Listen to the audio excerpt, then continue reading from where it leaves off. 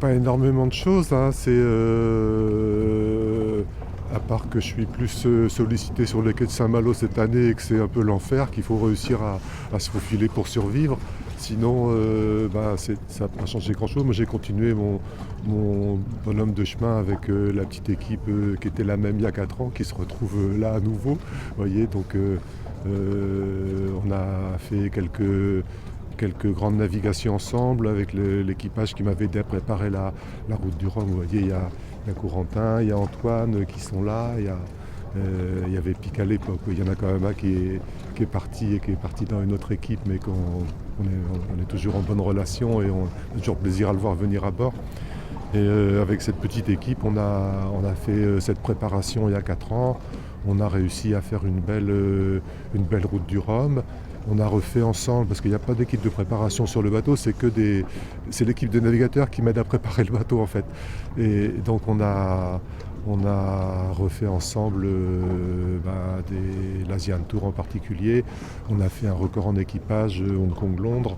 On a fait beaucoup de records en équipage en Asie, sur Shenzhen, sur Hong Kong, sur le Vietnam.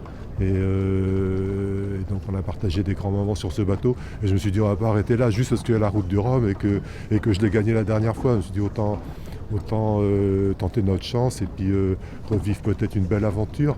Voilà, donc c'est dans cet esprit-là que je repars. Oui, je dirais, nous on a vraiment continué dans notre. On est à un 40e du budget de nos grands concurrents, on est à un 10e du nombre de personnes dans l'équipe et on a un bateau qui a quand même 16 ans, qui est dans sa 17e année et on part sans complexe en se disant que c'est vrai que la force de notre petite équipe, ça a été justement cette coordination, cette cohérence, cette implication aussi. Forcément, des gens qu'on n'est que 3-4 à préparer un bateau, on est beaucoup plus impliqués. Quand on fait un petit truc à bord, on dit bah ouais, puis qu'on sait qu'on va naviguer à bord, on dit si ça casse, c'est notre navigation qui peut être compromise. Donc c'est vrai c'est le principe de la petite équipe et pas forcément encore périmé. Je demande à voir cette édition. C'est vrai que on a fait le tour du monde un peu dans cet esprit-là aussi. Le trophée Jules Verne, c'était petite équipe, petit fonctionnement et la réussite au bout. Et c'est vrai que au début ça faisait rire tout le monde, mais j'ai vu que certains bateaux repartaient avec une équipe moins nombreuse. Donc peut-être que c'est un fonctionnement modeste qui va commencer à faire réfléchir les grands bateaux, allez savoir. Tout est possible. Je dirais il a une.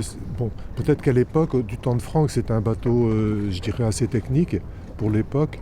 Mais c'est vrai que maintenant, j'ai eu la chance de naviguer avec François sur SVR. J'ai vu la complexité extraordinaire des nouveaux bateaux. Donc maintenant, on peut dire, nous on l'a beaucoup épuré par rapport à l'époque de Franck. On a retiré beaucoup de cordages, on a essayé de limiter les frottements, de diminuer les nombres de manœuvres pour que justement simplifier le bateau.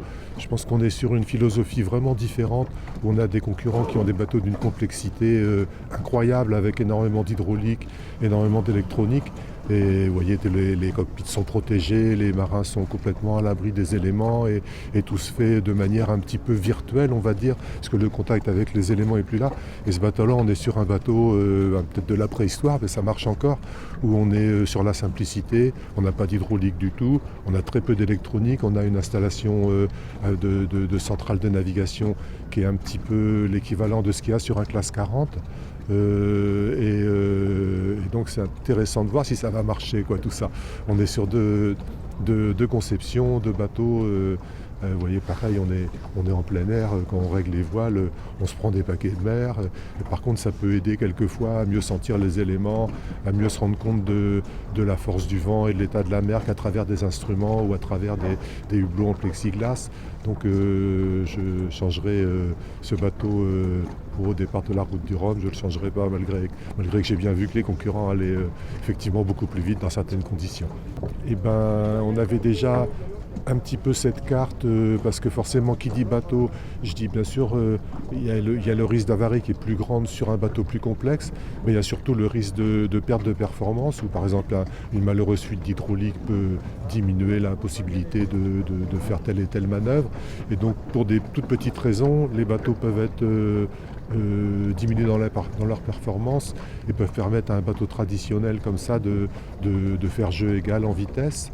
Alors que nous, pour diminuer en performance, vous voyez, on a des winches qui datent il y a 16 ans, qui sont indestructibles. On a du matériel qui a été tellement éprouvé qu'on se demande s'il n'est pas trop vieux par moment. Mais globalement, on a quand même un bateau qui est plutôt sain et fiable.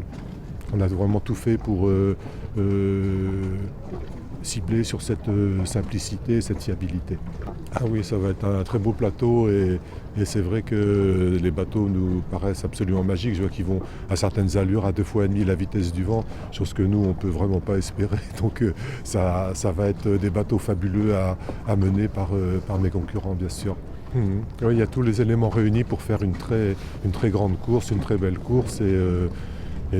J'espère qu'on sera le maximum à l'arrivée, on sait bien que les routes du Rhum, il y a un taux d'avarie assez important et que souvent il y a des abandons, donc j'espère ne pas en connaître et j'espère que mes concurrents n'en auront pas non plus.